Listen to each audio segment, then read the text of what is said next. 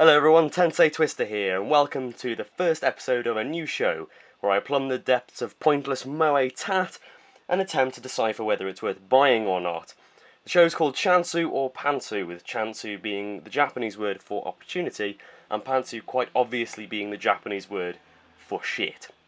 So what have we got today? For our first episode, we have Danny Chu's latest attempt to plunge us even further into debt than he already has, with the Moekana deck of cards. So first things first, without further ado, let's take a look at the box. I mean, the first thing that you notice is the three chibis on the front staring blankly off into space. They don't even have the good grace to look me in the eye. They know their shame. So let's read the blurb, shall we? Moekana is a set of 50 illustrated cards to help you learn the basic Japanese syllabary called hiragana. Join Mirai Suinaga, Haruka Suinaga, and Kanata Hoshikawa in learning hiragana and basic Japanese words. Okay, so this is a deck of cards that's supposed to help me learn hiragana, which is like the basic form of Japanese language. I think I'll be the judge of that. It claims that it's not suitable for anyone under the age of 6. So obviously young children can't be trusted with laminated card. I can get behind that, I suppose. So let's open this thing, shall we? What's that pointing at? There's nothing there. It's just empty space. Is it ironic? Is it supposed to be like, yeah, look at this empty space that we're not using. You paid for that. Genius. Okay. Let's get these out. I can go away. Right. So this first one is basically just saying that what was already on the back. So I don't really need this. I can probably just use it as a coaster while I thumb through the others. So yeah, okay, mascots. Everyone loves mascots. We really care about them. I mean, I came into this wanting to learn more about the Japanese syllabary of hiragana, but you know what? I just really want to know what Haruka Suinaga's blood type is. And this card doesn't even know! That's useless, isn't it? Mirai is a bright, kind, gentle and honest girl who loves helping others and believes anything she's told. As the eldest daughter of the Suinaga family, she always looks out for her younger sister Haruka. She loves to try out new things and often jumps up and down when she's happy about something. Her interests include Japanese words, red pandas, archery, and taking photos of roadworks. Bloody stellar.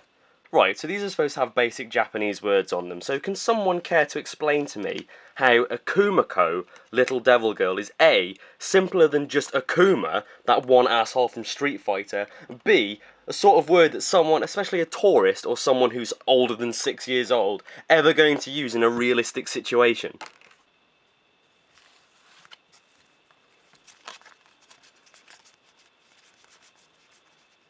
Hey. I know Japanese already. These things really work. I can tell you that kimono is Japanese for kimono. Genius. There's more of these too. You got kendo, ninja, nendoroid, very subtle, Danny. Manga, hey, I love Rayman. You got soba, which means soba noodles. I mean, at least this one goes out of the way to explain that they're a type of noodle, which is an improvement on sushi, which means sushi. I can't help but get the impression that these aren't actually supposed to help you learn Japanese words, but simply they're an excuse to print out a load of cute artwork that isn't really relevant to anything. I guess the clue was in the name, really, but I can't help but feel a little disillusioned that I've come out the other side of this, knowing less about Japanese than when I started. I mean, what the balls is a happy coat? So, I was Rusuban, one yoru, eating my sushi, when I saw a ray. Naturally, I wet myself and ran to my Kuruma, and drove to the nearest Sento, where I saw a Tenshi. She was nakuin, because that ghost had stolen her Nuigurumi. It's alright though, because I looked behind the no-ren, and I found her happy, and she was so happy, that she gave me some lessons in kendo. So you know what I did? I went back to the EA, and the bloody Akumako had spilt ramen all over its kimono.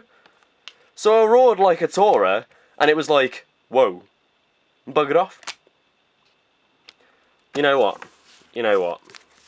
I'm going to have to give these a pantsu. I'm afraid.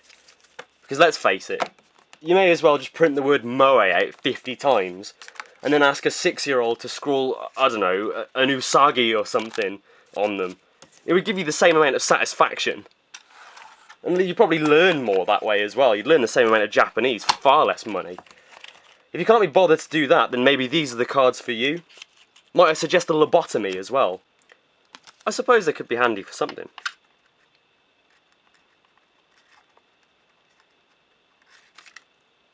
Fuck!